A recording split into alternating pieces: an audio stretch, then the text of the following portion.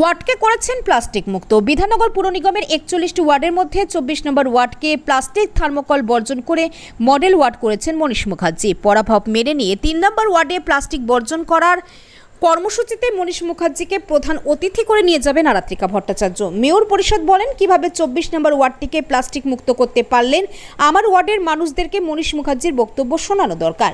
মনীষ মুখার্জি অবশ্য তার রক্তদান শিবিরে আরাত্রিকা আসতেই তাকে এবং বিধায়ক তাপস চ্যাটার্জিকে প্রশংসা করেন। তিনি উল্লেখ করেন, গত বিধানসভা ভোটে তাপস চ্যাটার্জিকে নিউটাউনে প্রার্থী করলে তাপস চ্যাটার্জি মমতা ব্যানার্জিকে বলেছিলেন, আমি জিততে না পারলে আমার লাশ আপনার বাড়িতে পাঠিয়ে দিয়ে যেতে বলবো।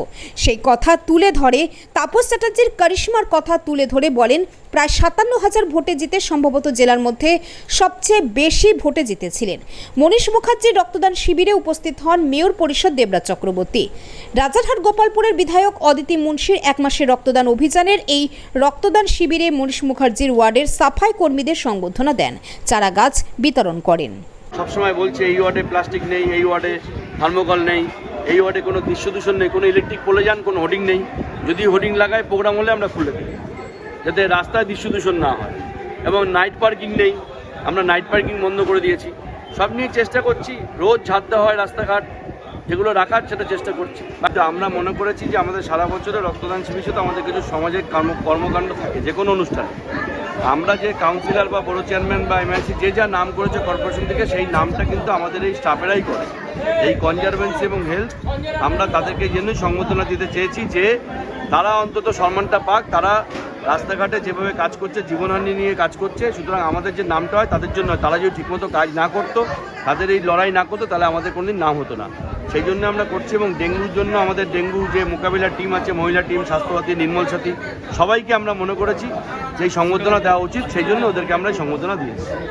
দাদা, আজকে কোন ব্লাড ব্যাংকের তত্ত্বাবধানে হবে? আমাদের এসএস ক্যাম্প থেকে এসছে। দাদা, আপনার আর কি পরিকল্পনা মানুষের কাছে সেবা তুলে ধরবেন? না, পরিকল্পনা তো অনেক আছে। পরিকল্পনা প্রতি মুহূর্তে আমাদের আছে। আমাদের অনেকগুলো পরিকল্পনা কাজ অলরেডি চলছে।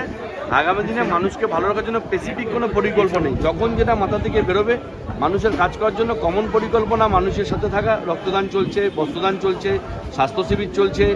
শীতকালে আবার আসবে, ব্ল্যাঙ্কেট দেওয়া থেকে শুরু করে শীতবস্ত্র সবই করি আমরা। এবং এই যে টিচারদের সংবর্ধনা দেওয়া, ডাক্তারদের সংবর্ধনা দেওয়া, যারা মাধ্যমিক উচ্চ পাস করছে, এদেরকে সব রকমভাবেই চলছে প্রতিনিয়ত।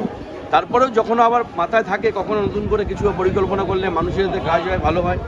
খেলা চলবে, পিঠে পুলি উৎসব চলছে, সবই আছে লেগে। সারা বছরই প্রতি মাসেই মোটামুটি কিছু না কিছু আমাদের অনুষ্ঠান চলছে।